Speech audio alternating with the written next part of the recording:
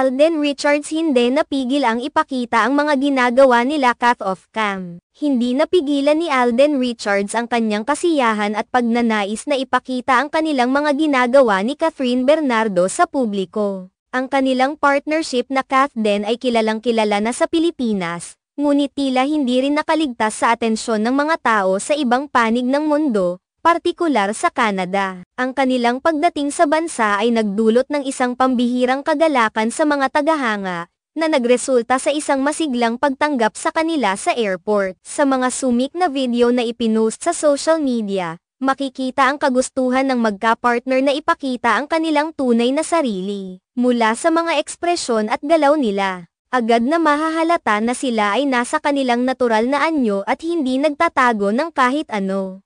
Sa bawat paggalaw nila, makikita ang tunay na saya at kasiyahan, na nagpatunay sa kanilang pagkakaugnay at tunay na pagkakaibigan. Ang mga tagahanga sa Canada, na masigasig na naghintay sa kanilang pagdating, ay hindi mapigilan ang kanilang kasabikan. Ang bawat bahagi ng kanilang pagdating ay nagdulot ng ingay at kasiyahan, na lumampas sa inaasahan ng marami. Hindi may kakaila na ang natural na pag-uugali ni Alden Richards habang kasama si Kathryn Bernardo ay kapansin-pansin. Ang kanyang mga kilos, mula sa simpleng pag-alalay hanggang sa mas malalim na suporta, ay tila nagsasalaysay ng isang kwento ng tunay na pagkakaibigan at pagmamalasakit. Sa mga oras na kasama niya si Kathryn, makikita na palaging may pag-iingat siya sa bawat hakbang ng aktres, na tila nagpapakita ng kanyang tunay na pagmamalasakit at pag-aalala sa kapakanan ng kanyang kapartner. Ang mga ganitong detalye ay hindi nawawala sa mata ng kanilang mga tagahanga,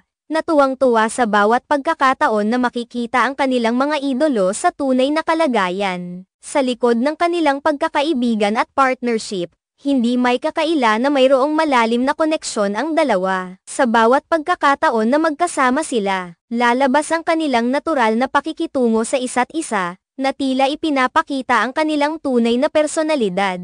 Ang mga tagahanga sa Canada at maging sa iba pang panig ng mundo ay hindi lamang nasisiyahan sa kanilang mga proyekto, kundi pati na rin sa paraan ng kanilang pakikitungo sa isa't isa.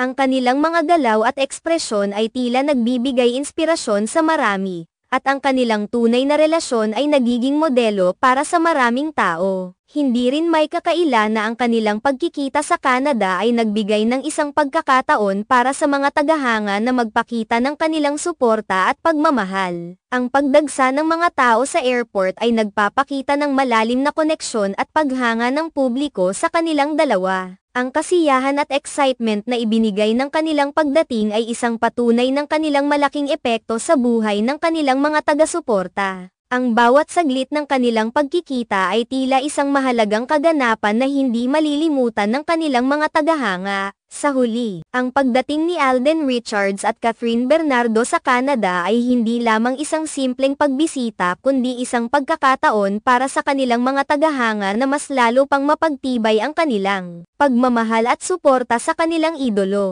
Ang kanilang pagkakaroon ng pagkakataon na makasama ang kanilang mga paboritong artista sa personal ay isang napaka-espesyal na karanasan, na nagbigay ng kasiyahan at kagalakan sa bawat isa. Sa bawat pag-aalalay at pagsuporta ni Alden kay Kathryn, makikita ang tunay na halaga ng pagkakaibigan at pagmamalasakit, na nagpapatunay na ang kanilang relasyon ay higit pa sa isang ordinaryong partnership.